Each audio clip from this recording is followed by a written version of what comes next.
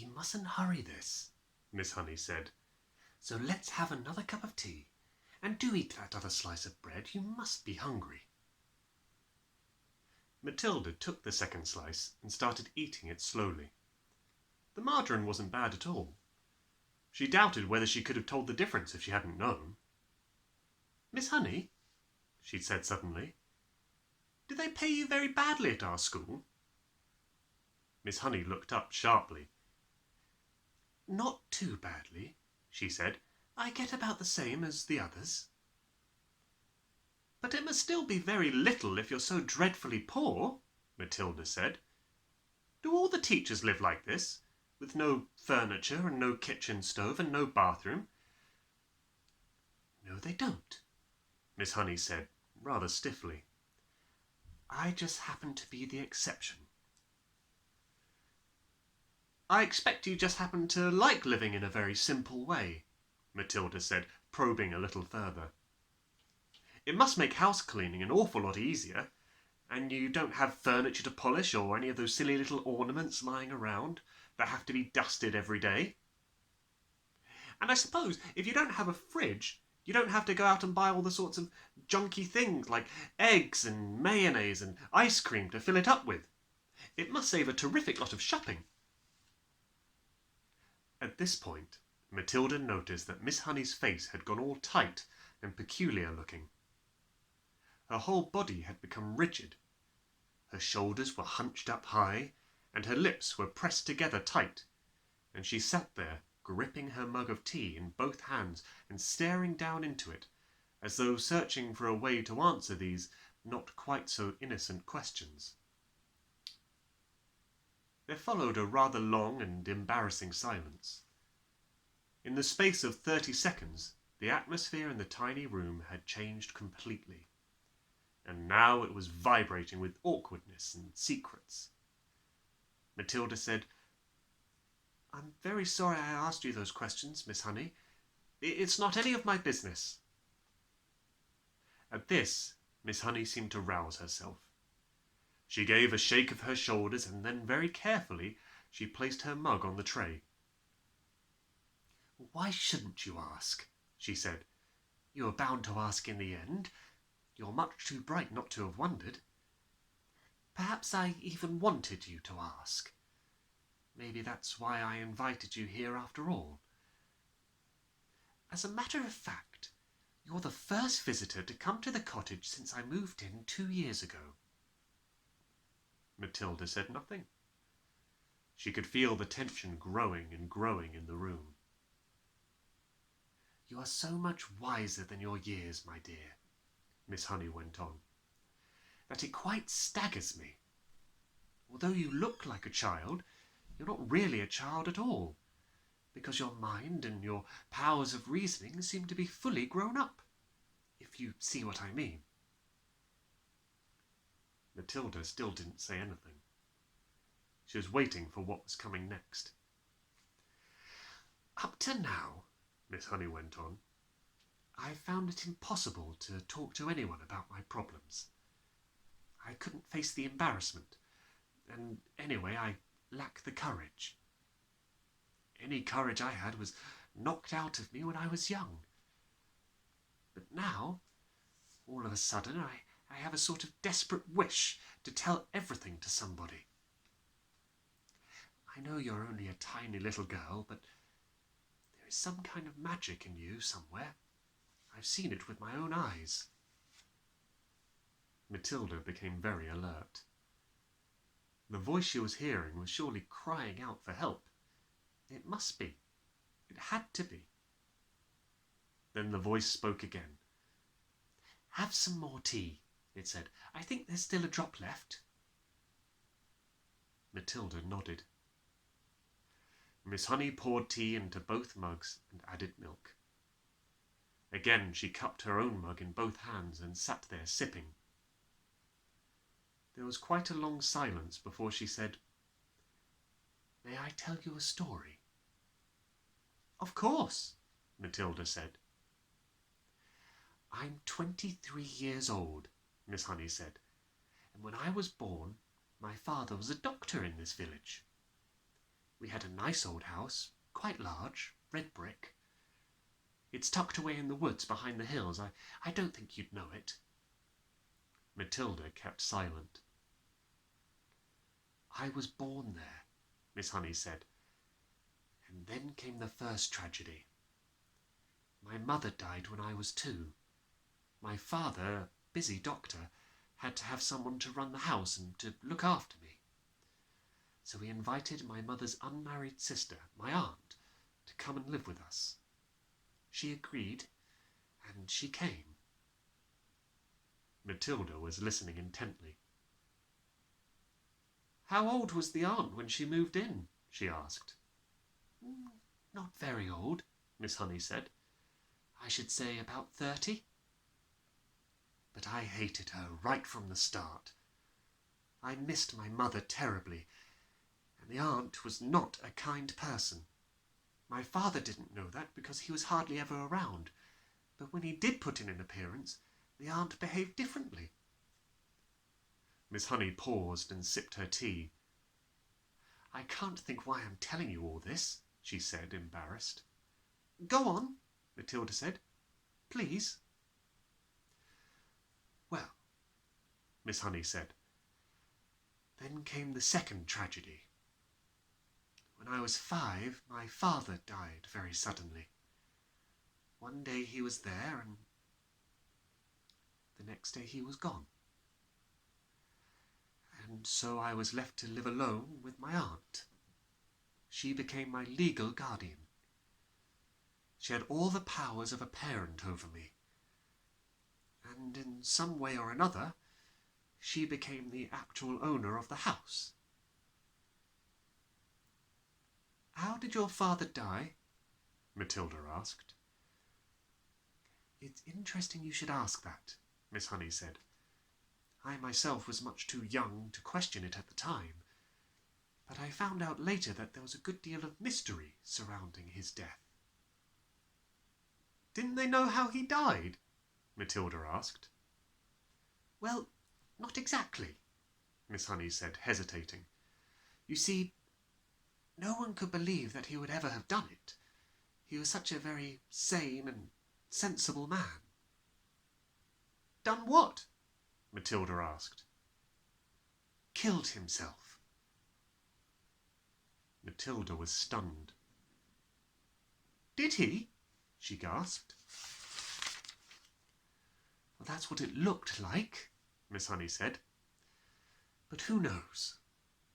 She shrugged and turned and stared out of the tiny window. "I know what you're thinking," Matilda said. "You're thinking that the aunt killed him and made it look as though he'd done it himself." "I'm not thinking anything," Miss Honey said. "One must never think things like that without proof."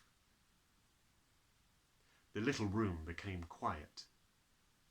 Matilda noticed that the hands clasping the mug were trembling slightly. "What happened after that?" she asked. "What happened when you were left all alone with the aunt? Wasn't she nice to you?" "Nice?" Miss Honey said. "She was a demon. As soon as my father was out of the way, she became a holy terror. My life was a nightmare." "What did she do to you?" Matilda asked. "I don't want to talk about it," Miss Honey said. "It's too horrible. But in the end, I became so frightened of her, I used to start shaking when she came into the room. You must understand, I was never a strong character like you.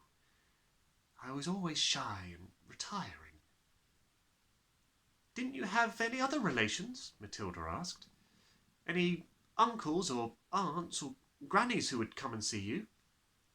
"None that I knew about," Miss Honey said. "They were all either dead or they'd gone to Australia. And that's still the way it is now, I'm afraid." "So you grew up in that house alone with your aunt?" Matilda said. "But you must have gone to school." "Of course," Miss Honey said.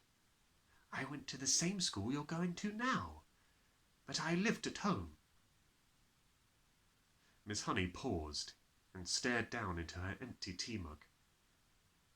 I think what I'm trying to explain to you, she said, is that over the years I became so completely cowed and dominated by this monster of an aunt that when she gave me an order, no matter what it was, I obeyed it instantly.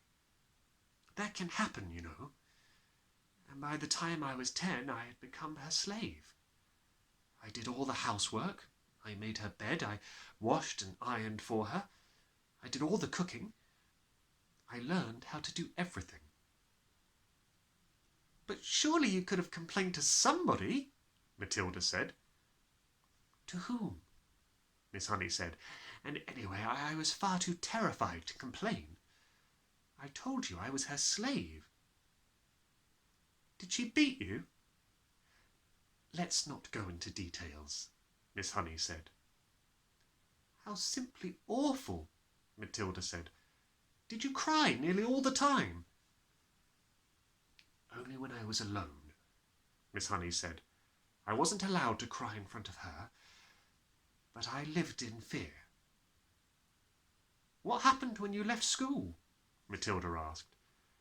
Well, I was a bright pupil, Miss Honey said. I could easily have got into university, but there was no question of that. Why not, Miss Honey? Because I was needed at home to do the work. Then how did you become a teacher? Matilda asked. There is a teachers' training college in Reading, Miss Honey said. That's only 40 minutes bus ride away from here. I was allowed to go there on condition I come straight home again every afternoon to do the washing and ironing and to clean the house and cook the supper. How old were you then? Matilda asked. When I went into teacher's training, I was 18, Miss Honey said. You could have just packed up and walked away, Matilda said. Not until I got a job, Miss Honey said, and don't forget I was by then dominated by my aunt to such an extent that I wouldn't have dared. You can't imagine what it's like to be completely controlled like that by a very strong personality. It turns you to jelly. So that's it. That's the sad story of my life. Now I've talked enough. Please don't stop, Matilda said. You haven't finished yet. How did you manage to get away from her in the end and come and live in this funny little house? Ah, that was something, Miss Honey said. I was proud of that. Tell me, Matilda said. Well, Miss Honey said, when I got my teacher's job, my aunt told me I owed her a lot of money. I asked her why. She said, because I've been feeding you for all these years and buying your shoes and clothes. She told me it added up to thousands, and I had to pay her back by giving her my salary for the next 10 years. I'll give you £1 a week pocket money, she said, but that's all you're going to get. She even arranged with the school authorities to have my salary paid directly into her own bank. She made me sign the paper. You shouldn't have done that, Matilda said. Your salary was your chance of freedom. I know, Miss Honey said. But by then I'd been her slave nearly all my life, and I hadn't the courage or the guts to say no. I was still petrified of her. She could still hurt me badly. So, how did you manage to escape? Matilda asked.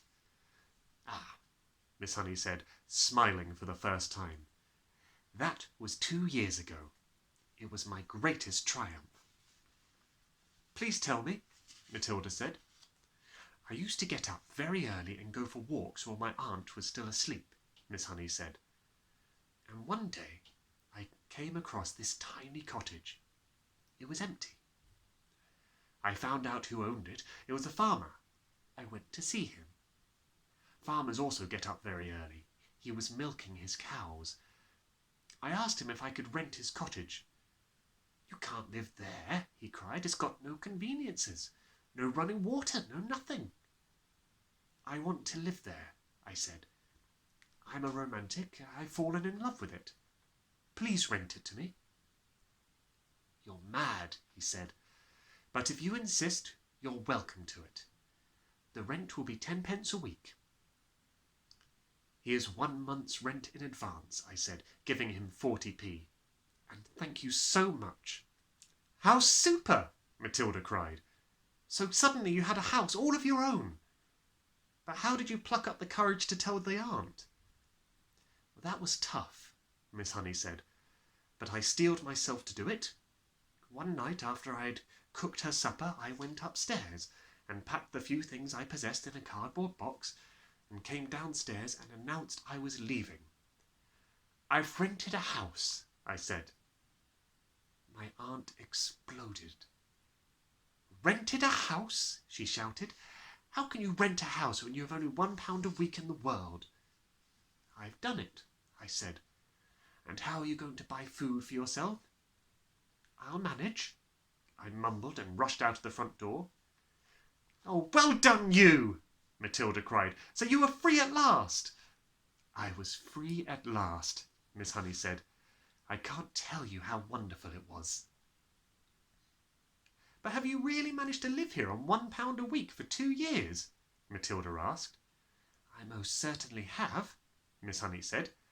I pay 10 pence rent, and the rest just about buys me paraffin for my stove and for my lamp, and a little milk and tea and bread and margarine.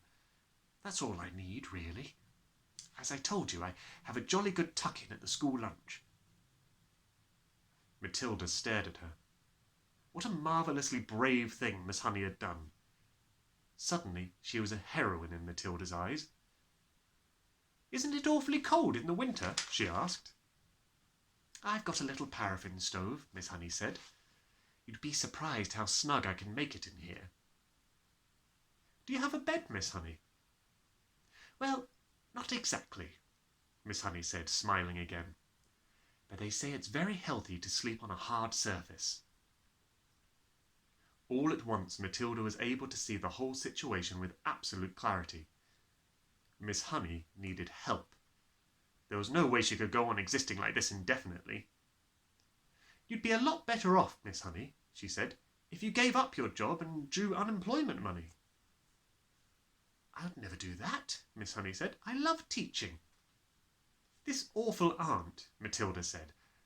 I suppose she's still living at your lovely old house? Very much so, Miss Honey said. She's still only about 50. She'll be around for a long time yet. And do you think your father really meant her to own the house forever? I'm quite sure he didn't, Miss Honey said. Parents will often give a guardian the right to occupy a house for a certain length of time, but it's nearly always left in trust for the child. It then becomes the child's property when he or she grows up. Then surely it's your house, Matilda said. My father's will was never found, Miss Honey said.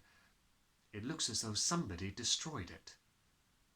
No prizes for guessing who, Matilda said. No prizes, Miss Honey said. But if there's no will, Miss Honey, then surely the house goes automatically to you. You're the next of kin. I know I am, Miss Honey said, but my aunt produced a piece of paper, supposedly written by my father, saying that he leaves the house to his sister-in-law in return for her kindness in looking after me. I'm certain it's a forgery, but no one can prove it. Couldn't you try? Matilda said.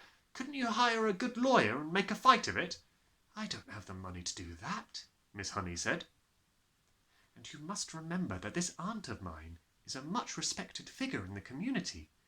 She has a lot of influence. Who is she? Matilda asked. Miss Honey hesitated for a moment. Then she said softly, Miss Trunchbull. And that's the end of the chapter. Bye.